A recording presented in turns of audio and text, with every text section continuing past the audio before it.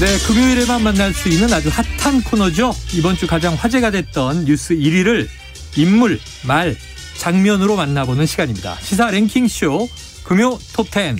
자, 성공회대 최진봉 교수, 한겨레 김한 기자 함께하겠습니다. 두 분 어서 오세요. 안녕하세요. 안녕하세요. 자, 8월 첫째 주 금요 톱10. 네. 음악 프로 같네요. 멘트가 본격적으로 시작해보죠. 이번 주 인물 1위 최진봉 교수님이 꼽아주신 국민의힘 이준석 대표인데요. 네. 먼저 육성을 듣고 와서 이야기 나눠보죠. 내부 총질이나 하던 당대표라는 문자가 공개된 뒤 이준석 대표가 처음 윤석열 대통령을 직접 겨냥했습니다. 과거 이 발언입니다. 좀 전 정권에 지명된 장관 중에 이렇게 훌륭한 사람 봤어요? 당시 당대변인이 이 발언을 비판한 게 이준석 징계로 이어졌다는 한 언론사 논평을 언급하며 눈을 의심케 하는 증언, 상당한 유감이라고 했습니다. 더 나아가 나와서는 안 될 발언이었다고 윤 대통령을 직격하면서 더 심각한 건 대통령실이 이 발언이 잘못됐다는 걸 지적할 용기도 교정하겠다는 책임의식도 없었던 것이라고 했습니다. 비대위 출범이 곧 당대표 자동 해임이라는 해석까지 나오자 비판 수위를 끌어올리는 모양새입니다. 네, 자 이제 당내 상황에 대한 비판을 넘어서 윤핵관과의 비판 주고받긴 게 계속돼 왔던 건데 이 대통령실 대통령을 직격하고 있어요. 네. 자, 이준석 대표를 꼽아주신 이유는요? 대통령을 직격하니까요. 아, 그래서 세다. 그러니까 제가 볼 때는 흑화된다고 보니 그랬잖아요. 아, 흑화된다. 흑화가 시작되고 있는 것 같아요. 흑화가. 왜냐하면 사실은 네. 그 전에 이렇게 이제 논란이 되기 전에는 뭐라고 그랬냐면 제발 흑화되지 않게 해달라고 그랬어요. 본인이 직접. 맞아요. 그러니까 부탁을 했는데 부탁을 안 들어준 거잖아요. 결정적으로 문자, 그 권성동 원내대표의 문자가 공개가 되면서 네. 그 문자로 인해서 윤석 대표가 명확하게 이해를 한 거죠. 아, 윤석열 대통령도 나를 이미 마음속에 지우셨구나. 그렇게 생각을 한 거예요. 그전까지는 윤핵관들이 윤 대통령의 생각을 잘못 오해하고 지금 저러고 있다 이랬잖아요. 여기서도 그 얘기를 했었어요. 근데 그게 아니잖아 지금. 명확하게 윤 대통령도 같은 생각이라는 걸 알게 됐고. 그러면 이제 더 이상 본인이 선택할 선택지가 별로 많지 않아요. 네. 조용히 그냥 물러서든 아니면 흑화가 되든. 흑화가 시작됐다라고 보여지고 제가 볼 때는 어떤 형태로든 이제 지금의 국민의힘에 피해를 입히면서 본인의 정치적 어떤 확장성을 노리는 그런 행보를 할 것으로 보여집니다. 자, 이게 뭐 흑화인지 백화인지 뭐 보는 사람마다 다르겠습니다만 네. 시각이 다 다양하니까요. 그런데 어쨌든 당내에서는 입지는 그냥 백척간두에 쓴 거죠. 네. 오늘 전국 상임위에서 비상 상황이다 했고 다음 주에 이제 비대위를 출범시키는 거잖아요. 그러면 이제 애초에 서병수 의장은 그러면은 자동 제명이다 그랬는데 그렇지. 자동 제명은 아니고 자동 해임 이렇게 이제 오늘 종료. 네, 이게 이 대표 임기가 자동 종료. 말장난하는 거죠. 그게 똑같은 거죠, 뭐. 자, 이 해석에 김한 기자님은 동의하세요? 뭐 일단 당원 당규라는 게 그 당에 있는 사람들이 해석을 하는 거니까 그렇다라고 하면 개정하고. 뭐 그런 건데 지금 뭐 그런 얘기를 많이 하고 있습니다만 이 비상 상황이 만들어진 비상 상황, 인위적 비상 상황이냐 네. 아니면 정말 이렇게 될 수밖에 없었냐 네. 이걸 놓고 보면 선거 승리한 지 이제 뭐 얼마 됐습니까? 정권 출범한 지가 아직 100일이 안 됐어요. 네네. 그런 여당에서 이런 비상 사태가 났다라는 것 그리고 이제 이준석의 표현을 들자면 용피셜. 네. 용피셜로 아니 대통령이 내부 총질하던 당대표 사라지니 당이 잘 되고 있다라고 했는데 뭐가 비상 상황이냐. 그럼 비상이 아니고 정상 상황 아니냐. 네, 뭐 이 얘기. 그러니까 이 것들이 지금 이제 이준석 대표가 기조 변화를 한 이유가 이 인위적 비상 상황을 만들어냈다. 그리고 이 비상 상황이 결국엔 어떤 과정으로 전개가 되더라도 본인은 몰아내기 위한 과정, 결론. 으로 이제 가는 거였고 그게 이제 서명수 전국위원장의 발언을 통해서 확인이 된 거고 그 시점부터 지금 연 이틀 오늘은 표현이 굉장히 셉니다. 페이스북에 올린 글들 보면 뭐 대통령을 향해서 누가 봐도 대통령을 향한 메시지인데 형용 모순이다. 한심하다는 얘기도 있어요. 그리고 그 윤핵관 중에 누군가를 겨냥해서 장비가 여포에게 멸칭 삼성 간호다. 주인 셋을 모신 노비다 이런 뜻이거든요. 네. 이렇게까지 가는 거는 이제 뭐 최 교수님 말씀하신 대로 그 과정이 이준석 대표가 생각했던 흑화인지 아닌지는 모르겠으나 그 과정으로 가고 있다. 자, 이 해석을 그대로 받아서 좋아요. 그러면 이제 이준석 대표가 내년 6월까지 임기니까 만약 징계 안 받고 뭐 쭉 가든 징계 6개월 받고 복귀해서 1월에 복귀해서 뭐 6월까지 하든 공천권은 없는 당대표예요. 근데 지난 두 번의 주요한 선거를 또 이긴 당대표 맞아요. 논란은 사이사이 해프닝들이 있었지만 그러면 윤핵관들이 만약 이 비상 상황을 인위적으로 조장을 해서 비대위로 몰아가기 위한 작전이었다고 전제라면 가정을 받아서 이준석이 왜 그렇게 무서운 거예요? 아니, 집권 여당이. 그러니까 제가 볼 때는 윤핵관은 국민의힘도 윤핵관 중심으로 돌아가야 된다고 생각하는 거예요. 근데 이준석 대표가 과연 그럼 윤핵관들의 말을 고지고대로 다 듣고 지키는 대로 다 할 사람이냐? 그렇게는 안 보여요. 자기 정치 얘기가 나왔었죠. 자기 정치도 그렇고 또 하나는 문제가 뭐냐면 지지율이 높으면 그래도 괜찮아요. 그러면 이준석 대표가 계속 뭐 그럼에도 불구하고 따라가겠죠. 혁신해야 된다. 뭐 그렇죠. 그래도. 근데 지지율이 낮으면 어떻게 돼요? 혁신을 해야 돼요. 거리두기를 해야 되고. 총선 앞두고서 이준석 대표 입장에서 선거에서 이겨야 돼요. 대표가 만약 계속 한다면 대표를. 선거에서 이기는 구도를 만들어 놔야 되고 그래야 본인이 차기가 본인한테 보장이 되는 거잖아요. 근데 만약에 지금 상황에서 윤핵관들은 그런 상황과 관계없이 윤석열 대통령을 지지해야 되고 윤석열 대통령이 어떤 상황에 빠지더라도 국민의힘이 받쳐주면서 끝까지 방어를 해줘야 되는 상황이잖아요. 근데 이준석 대표가 과연 그렇게 하겠냐고요. 선거 앞두고서. 그렇게 할 가능성이 없어요. 저는. 그런 이미 혁신위를 띄웠을 그렇죠. 때 노출이 됐죠. 그렇죠. 그러니까 결국은 이준석 대표는 본인의 정치의 행보를 하는 것이고 어차피 차기에 뭐 본인 생각 제가 생각할 때는 본인도 대선에 나갈 수 있는 상황이 된다고 보는 것 같은데 그런 과정의 어떤 과정에서 윤석열 대통령과 거리두기를 필요하다면 할 수 있는 사람이라는 거죠. 근데 그럼 윤핵관 입장에서 그걸 계속 보고 있을 수는 없잖아요. 본인들이 주도를 해서 국민의힘은 끝까지 윤석열 대통령과 함께 가야 되는 그런 구조를 만들고 싶은 거죠. 그래서 결국 이준석 대표가 계속 대표에 있는 것 자체를 부담스러워하는 거라고 봐요. 그래요. 자, 이 정치에 뭐 세상 일에 정답이란 게 없지만 과연 이게 국민들이 혼동되는 거 그럼 어떤 노선, 어떤 방향이 옳고 그른 거냐. 대통령을 그냥 탁 옹이 체제로 가는 거냐. 아니면 이제 여당도 혁신을 해야 되는 거냐. 처음에 혁신이 뛰었을 땐 잘했다 그랬는데 우크라이나 간 사이에 그냥 내부 전쟁이 벌어졌었습니다. 자, 이재호 국민의힘 상임 고문이요. 저희 프로그램에서 자, 이준석 대표에게 2번의 사퇴 기회가 있었다. 이게 이른바 명예로운 퇴진의 기회가 있었다. 이제는 완전히 끝난 것 같고요. 자, 대선 직후 그리고 윤리위에서 당원 정지 결정을 내렸을 때 이때 스스로 좀 자숙하는 모습으로 물러나거나 자 이제 난 2번 선거 이겼으니까 또 당의 어떤 새로운 발전을 위해서 좀 이제 이선 퇴진하겠다 이러면 멋있지 않았겠는가 하는 건데 이렇게 정면 승부하고 이렇게 이제 흑화 얘기까지 나오다 보니까 적절한 타이밍에 자진 사퇴했다면 정치 행보가 더 원활해졌을 것 같습니까? 그러니까 여의도에서는 그 얘기들이 있었어요. 이준석 대표가 미국으로 공부하러 간다더라. 이 소문이 있었고 실제 뭐 그걸 권유했다는 정치인들의 실명이 돌기도 하고 했었었는데 뭐 이재호 상임고문의 말대로 뭐 이렇게 지금까지의 정치 오래된 문법으로 보면 그런 타이밍이 사실 맞았을 수도 있는데 이준석 대표 이렇게 생각한 것 같아요. 지금 이제 페이스북에 쓰는 글들도 그렇지만 내가 사람들이 나를 우리 당의 귀중한 자산으로 인정해주고 그래서 내가 좀 더 노련해지고 뭐 배움을 쌓고 돌아와도 내 자리가 있어야 되는 건데 지금 내가 당에 남아있는 이른바 윤핵관들을 신뢰할 수 있느냐. 이 부분에서 지금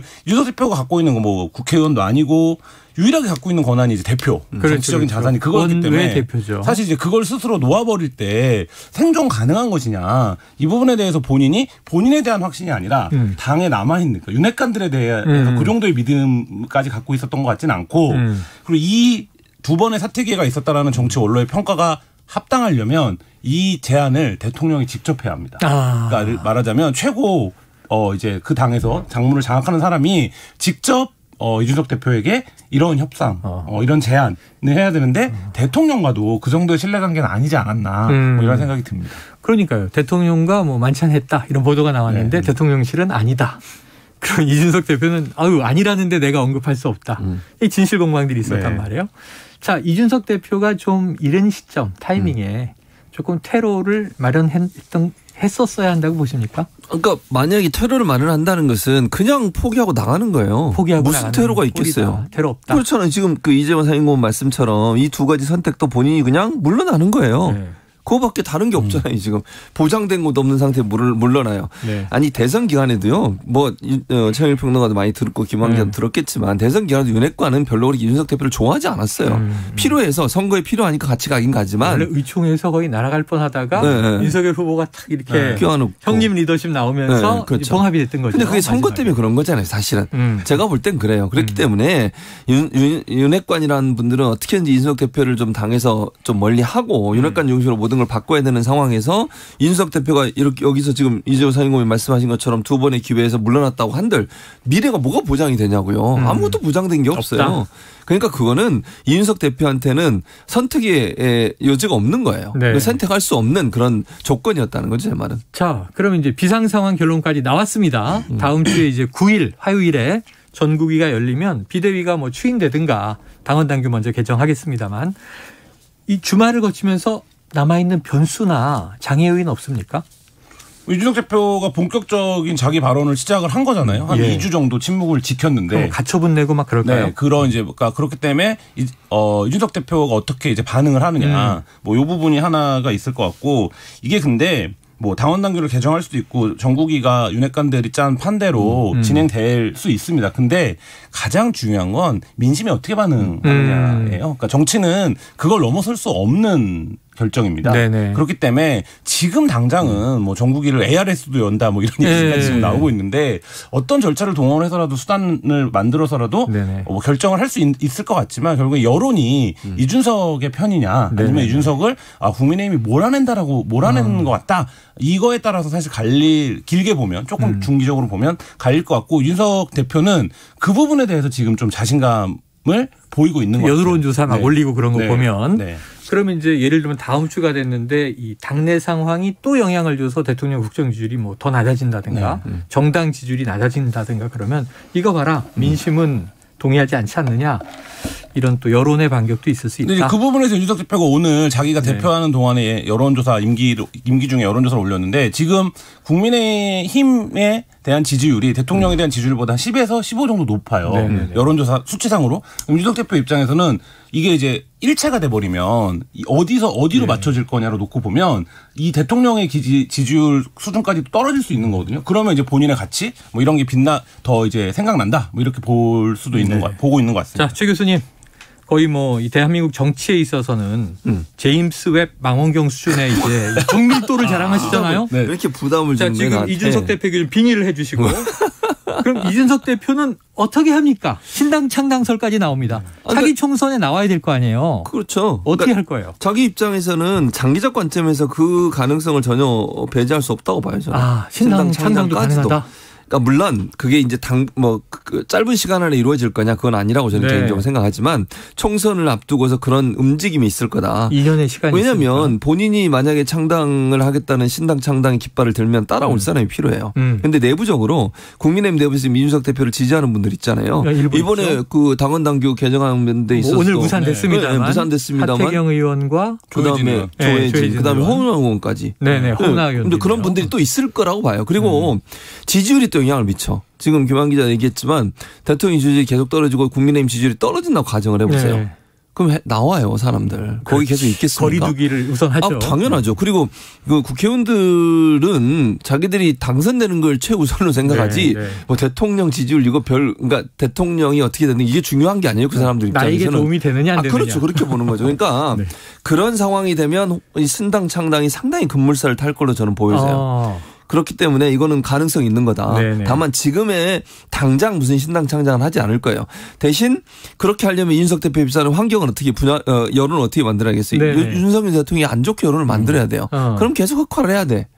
그런 상황으로 갈 거다. 그러니까 결국 윤석열 대통령과 현 정부 그리고 윤핵관들을 공격하는 그런 방향으로 가서 지지율이 떨어지면 어느 시점인가 어떤 신당 창당의 깃발을 들 가능성도 있다고 보여집니다. 다음 주 이후에 이제 뭐 여야 원내 주로 1, 2, 3당이 다 비대위 체제가 되는 아주 기묘한 상황이 벌어지는데 지금 사실은 이제 비례를 뭐 한 5석 얻으면 3당 되는 거잖아요. 지금 국회에서는. 그렇죠. 현역 의원이 아까 말씀하신 대로 한 10명 따라 나오면 바로 3당이 되는 거잖아요. 만약에 그렇다면. 가능합니까? 김 기자님 신당 창당 지금 가능성 있습니까? 이렇게까지 되니까 어제 오늘 굉장히 뭐 시나리오들이 여러 가지들이 막 얘기가 되고 있어요. 근데 거기에 전제는 뭐냐면 이준석 대표가 여러 비판을 받지만 본인의 고정된 지지층이 있다라는 거예요. 그리고 그게 이준석이 없으면 국민의힘엔 없는 지지층이라는 거예요. 그러니까 이준석 때문에 존재하는. 실제로 투표가 100% 그 인가로 이루어지는지는 뭐 확인이 되지 않습니다만 국민의힘 의원들조차 그렇게 생각을 하기 때문에 그러면 이준석 대표가 갖고 있는 이미지 그리고 지지층 고정 지지층이 이준석만의 것이라고 한다면 지금 최 교수님 얘기한 대로 여러 가지 시나리오를 이준석 대표 입장에서는 검토해 볼 수 있는 상황인 거고 다만 이 모든 전제는 이준석 대표가 수사기관에 의해서 기소가 되지 않는다라는 네. 어떤 전제로 보면 이준석 대표가 충분히 룸을 열 수 있는 가능성은 있다. 그리고 대통령의 지지율이 낮고 국민의힘의 지지율이 떨어지는 게 그 룸을 더 넓힐 수도 있다. 뭐 이런 생각은 듭니다. 야, 근데 거기서 또 이제 지금 성접대 의혹의 이제 윤리위 징계. 네. 경찰 수사가 또 하나의 이제 변수가 되겠네요. 한편으로 보면 이런 생각돼요. 이준석 대표 입장에서 그것도 나쁜 시나리오는 아니라고 볼 그래요? 거예요. 핍박 이미지를 가는 거거든요. 이 정치 탄압이다. 그렇죠. 그렇게 갈 수 있다는 거죠. 그러니까 기소가 되는 이미 게. 윤리위가 정치 탄압했다고 보는 거잖아요. 거기에다가 그 문자가 결정적이었어요. 문자만 없어도 그렇게 말 못해요. 예. 윤리 가지고는 그렇게 얘기할 수가 없어. 왜냐면 윤리야 뭐 충분히 검토해보니까 문제가 있다 이렇게 볼 수 있는데 네. 대통령의 문자가 공개되면서 그 문자의 의미를 보면 대통령이나 윤핵관들이 의도를 가지고 본인을 몰아내려는 의도를 가지고 지금 수사도 하고 있다 이렇게 몰아붙이면 여론이 일정 부분 그걸 옹호하는 쪽으로 갈 가능성도 배제할 수 없다는 거죠. 자, 조금 전에 김한 기자님이 이제 국민의힘 지지율을 언급해 주셔서 일부에서 저희가 다룬 한국갤럽 자체 조사에서 나온 그 내용이고요. 자, 국민의힘 정당 지지도가 34%로 대통령 긍정평가 24%보다 10%포인트 높게 나왔다. 이런 대목이었습니다. 갤럽이 지난 2일에서 4일 조사한 거고요. 자세한 내용은 중앙여론조사심의위원회 홈페이지를 참조하시면 되겠습니다. 자, 그럼 이제 제임스 웹 망원경. 이게 제임스 최라고 하죠. 뭐. 제임스 최. 우리 미국에서는 영문 쓰셨어요? 아니요, 안 썼어요. 진봉 최였어요? 그럼요. 저는 한국 제 이름을 좋아합니다. 그러면 이 외국 친구들도 진봉 최? 네, 그렇게 부르죠. 예, 그래요. 자, 촉을 발휘해 주십시오. 예. 다음 주에 비대위원장 누가 됩니까? 비대위원장이 어렵습니다. 비대위원장은 상당히 어려워요. 이게 왜냐하면 제가 볼 때는 관리형 비대위로 갈 수밖에 없는 거거든요. 전당대회 준비하는 그런 상황이고 또 이게 애매하게 뭐가 있냐면 윤석 대표가 징계가 끝나기 전에 전당대회 하려고 할 거예요. 네네네. 왜냐하면 본인 또 나올 수 있거든. 네. 본인이 위에 당원권 복권된 다음에 출마를 해버릴 수 있어요. 그러니까 고전해야 돼요. 네. 그러다 보니까 관리형 비대위가 될 수밖에 없는데 그래서 아무래도 주호영 이제 이런 분들이 논의가 되고 있는 것 같고 그래서 당내 중진. 당내 중진이 될 가능성이 있다고 보여져요. 누구라고 그런데 꽂을 수 없지만. 색채보다는 조금 중도적인 그렇죠. 색깔로 그래야 이제 여론전에 있어서 유리한 상황이 되지 않겠어요. 왜냐하면 친윤이 가게 되면 또 이거 짜고 친다 이런 얘기가 나오기 때문에. 저러려고 이랬네. 그런데 대부분의 이제 그 중도 색채라는 분들이 다 비슷하게 친윤 쪽으로 가 있기 때문에 누구죠? 정진석 예를 들면 이런 분들인 것 같은데 무난한 분이 될 것 같아요. 특별히 정진석, 장제원 이런 의원분들이 나오시면 너무 또렷하죠. 그렇죠. 알겠습니다. 자, 시간이 너무 잘 가요. 이 금요 톱10은 이게 뭔가 가속도가 붙는 것 같아요. 자, 두 번째 이슈로 넘어가 보겠습니다. 8월 첫째 주 금요 톱10 이번에는 말 분야 1위입니다. 김한 기자님이 뽑아주셨는데요. 먼저 육성으로 듣고 오죠. 특정 정치 세력의 정치적 이익에 복무하는 나라는 없습니다. 이거는 가장 심각한 국기문란 행위입니다. 법의 적용은 공평해야 합니다. 전당대회에 맞춰서 8월 중순까지 선거를 끝내겠다. 수사를 끝내겠다. 이런 보도를 제가 봤는데 사실이 아니기를 바랍니다. 대놓고 정치 개입을 하겠다는 것 아닙니까? 네, 자 이재명 의원인데 지금 이제 당대표 후보 3인방 중에 한 분이고요.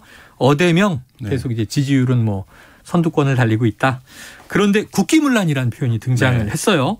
자, 이 발언을 이번 주에 말로 꼽으신 이유는요? 그러니까 이 발언뿐만 아니라 이재명 의원이 지금 말을 할 때마다 굉장히 화제가 되고 있어요. 논란도 1인 1실현 이런 얘기도 나오고 설화 리스크도 나오고. 논란이 되고 있는데 그러니까 이제 한편으로 생각해보면 이래요. 안정적으로 지금 당대표 1위를 달리고 있고 별다른 경쟁자도 없는 구도로 지금 진행되고 있고 이런데 왜 굳이 이렇게 말을 지금 박용진 후보와 강훈식 후보를 무시하시는 거예요? 그러니까 본인 입장에서는 그러니까 하고 있는데 왜 이렇게 말을 세게 해야 되는가. 그리고 이 말을 단순히 세게 하는 게 문제가 아니라 본인을 강력하게 지지하는 지지층에게는 호소력이 있는 말일 수 있겠으나 이제 계속 말을 하는 패턴을 보면 어떤 부분까지는 사실관계들에 대한 언급을 합니다. 그런데 그거에 대해서 해석을 하거나 결론을 맺는 과정에서 이 지지자를 제외한 사람들이 조금 동의하기 어려운 이런 측면의 이제 말들을 해서 논란이 지금 계속되고 있고 그걸 수습하는 과정에서 또 논란이 되고 이런 과정들이 반복인데 이재명 의원이 이제 여의도에 국회의원이 되고 나서 여러 가지 논란들이 있습니다만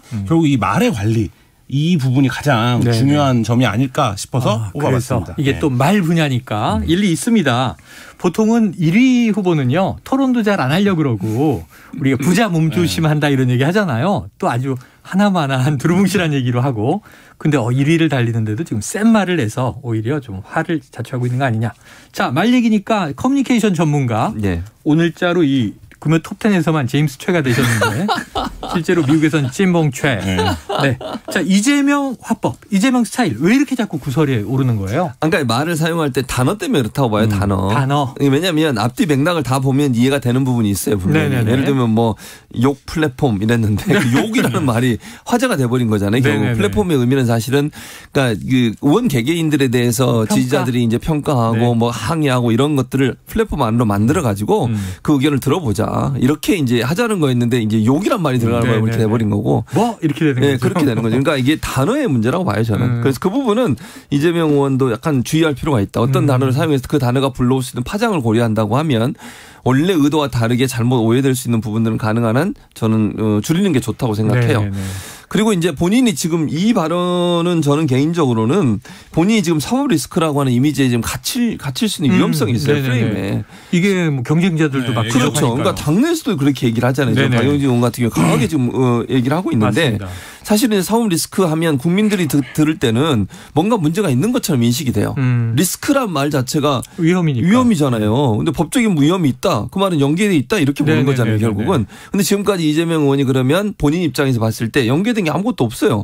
드러난 게 예를 들면. 네네네. 물론 본인 주변에서 일했던 사람들이나 또 본인의 부인이 여러 가지 의혹 때문에 지금 수사를 받고 있는 건 맞지만 거기에 본인이 직접적인 연관이 돼 있어서 뭐 처벌을 받을 수 있는 무슨 범죄 행위를 했다는 것은 아직까지 나온 게 없어요. 지난번 감사원장도 그랬잖아요. 감사원장도 그 백현동 관련해서 네네네. 이재명 당시 시장과 연관성은 찾을 수 없다 이렇게 얘기했어요.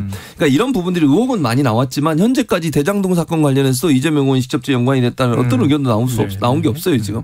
근데 그런 상황에서 선긋기를 하는 거예요. 안 그러면 이 리스크라는 말 때문에 사법 리스크라는 이미지가 본인한테 더 씌워지게 되고 네.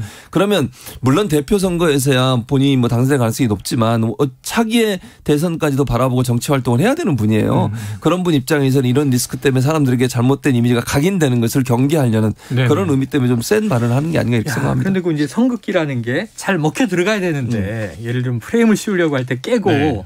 또 다른 쪽으로 이제 출구 전략을 모색하고 해야 되는데 최근 얘기를 하면 이런 거예요. 자, 말씀하신 대로 이제 부인 김혜경 씨의 법카 의혹 조사 사망한 참고인이 있습니다. 아무 관련이 없다. 모르는 사람이다. 그랬는데 김혜경 씨 수행기사다. 그러니까 이거는 잘못된 말이다. 거짓말이다.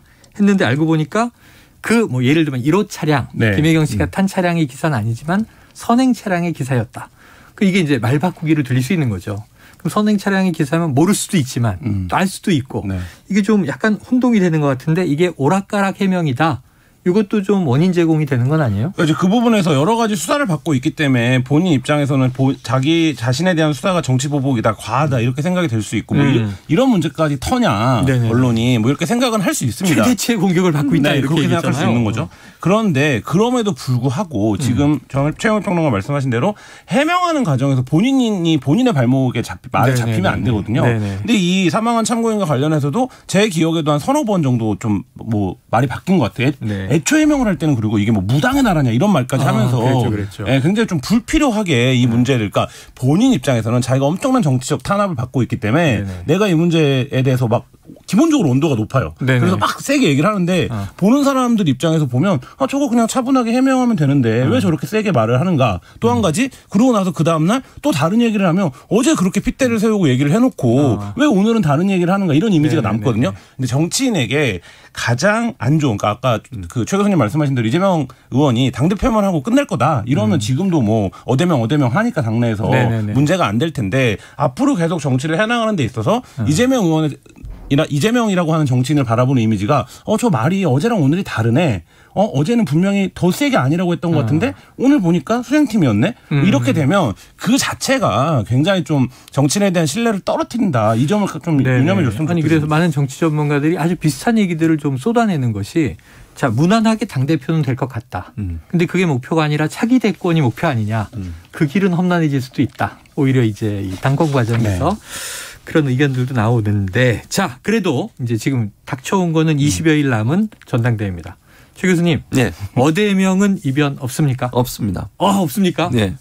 틀리시면 정치구단 내려놓습니까? 알겠습니다. 내려놓겠습니다.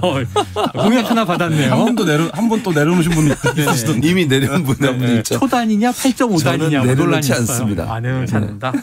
그래요. 왜냐하면 저희가 인터뷰를 했는데 이재명 후보만 남았어요. 강훈식 후보 제가 당대표 됩니다. 박용진 후보도 접니다 그랬거든요. 본인은 당연히 그렇게 얘기하시죠. 그래요. 지켜보도록 하죠. 자, 그러면 이거는 김한 기자님도 같은 의견이에요? 네, 같은 의견입니다. 저는 근데 이변은 없다. 박용진, 강훈식 후보가 본인들의 역량과 실력을 더 좀 보여주는 경선이 됐으면 좋겠습니다. 네네. 그래서 좀 이제 파지티브한 이 전략 경쟁, 정책 경쟁도 얘기하는데 아직은 1위 후보 때려잡기 좀 요 전략으로 가고 있죠. 자, 다음 주도 궁금하네요. 예상은 계속될 것 같습니다. 벌써 끝납니까? 최진봉의 원포인트 저널리즘 특강. 오늘도 못해요? 이게 유니콘과 같은 전설의 코너라는 얘기가 있어요. 사실 이게 대본의 절반인데. 준비를 왜 하는 거예요 대체? 엄청 논문을 써오셨어요. 난 진짜 준비를 왜 하라고 하는지 모르겠어요. 그래도 한 번은 저희가 맛은 보여드렸습니다. 시사 랭킹쇼 금요 톱10 여기까지입니다. 지금까지 성공회대 최진봉 교수, 한겨레 김한 기자와 함께했습니다. 고맙습니다. 네, 감사합니다.